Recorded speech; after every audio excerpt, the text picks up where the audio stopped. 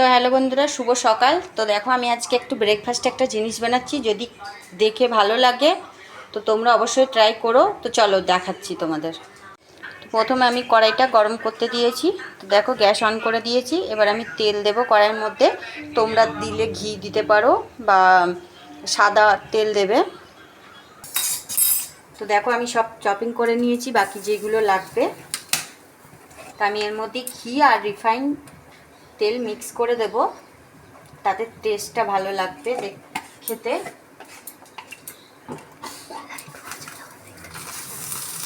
এর মধ্যে অল্প রিফাইন অয়েল মিক্স করলাম।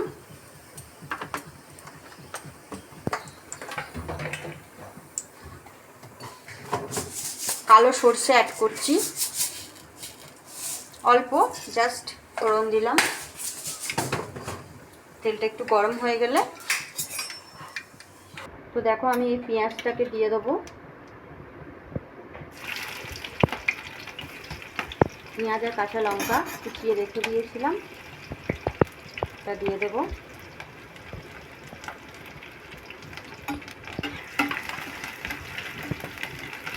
একটু লাল হওয়া অবধি। তো দেখো পেঁয়াজটা হালকা নরম হয়ে গেছে। এবার আমি আলু কাটাটা দিয়ে দেবো। এটা সেদ্ধ করে রেখেছিলাম আলুটা, তো আমি এটা দিয়ে দিলাম। এটাও অল্প একটু লাল লাল করে নেব, একটু ভাজা ভাজা করে নেব। তো আমি এদিকে দেখো চিড়ে ভিজিয়ে এটাকে করে রেখে দিয়েছিলাম, পুরো জল ঝরিয়ে রেখে দিয়েছিলাম। তুমি অল্প নুন দিয়ে দিতে পারো, নিজের স্বাদ মতো নুন।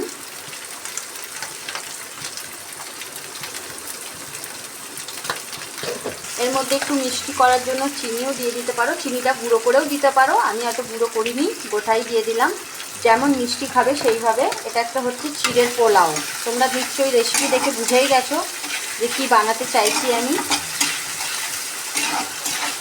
তো এবার আমি চিড়েটা এর মধ্যে দিয়ে দেবো। চিড়েটা এই যে জড়িয়ে যাচ্ছে, একটু ছাড়িয়ে দেবে। অবশ্য তেলে পড়লে ছেড়েই যাবে।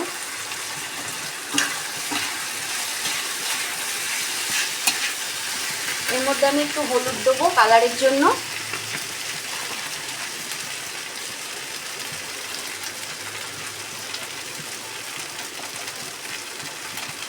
অল্প সামান্য হলুদ দিয়ে দিলাম কালারটার জন্য, যাতে দেখতে ভালো লাগবে। এর মধ্যে তোমরা কারি পাতাও ফোড়ন দিতে পারো, কারি পাতা দিলে একটা আলাদা টেস্ট হয়। আমি কারি পাতা দিচ্ছি না, আমি ধনে পাতা দিচ্ছি।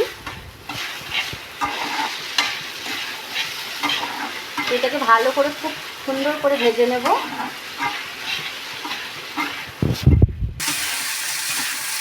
দেখো অনেকটা ভাজা হয়ে গেছে, আরও একটু ঝুড়ো ঝুড়ো হবে। এবার আমি এর মধ্যে একটু কিশমিশ দিয়ে দিচ্ছি। এর মধ্যে তোমরা কাজুও দিতে পারো, চিনে বাদামও দিতে পারো। তা আমি ওইগুলো ইউজ করছি না, আমি কিশমিশ ইউজ করছি। তো তোমরাও তোমাদের যে ড্রাই ফ্রুটগুলো মনে হবে তোমরা সেইগুলো দিতে পারো।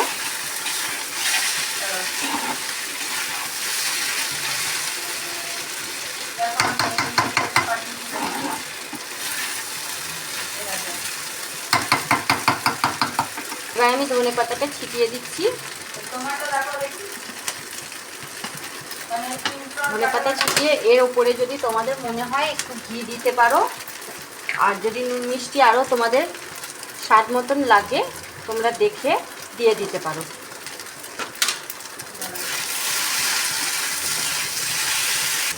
এবার এই রেসিপিটা আমার হয়ে গেছে। তো তোমরা চাইলে একটু শক্ত যে চিড়েটা হয় ওটা নেবে, কারণ আমার কাছে নরম চিড়েটা ছিল বলে এরকম হয়ে গেছে। তো শক্ত চিড়ে দিয়ে করলে খুব ভালো, একদম শুকনো শুকনো হয়। তো দেখো আমি নামাচ্ছি। এটা ব্রেকফাস্টের জন্য খুব হালকা টিফিন, তোমরা সবাই ট্রাই করে দেখতে পারো।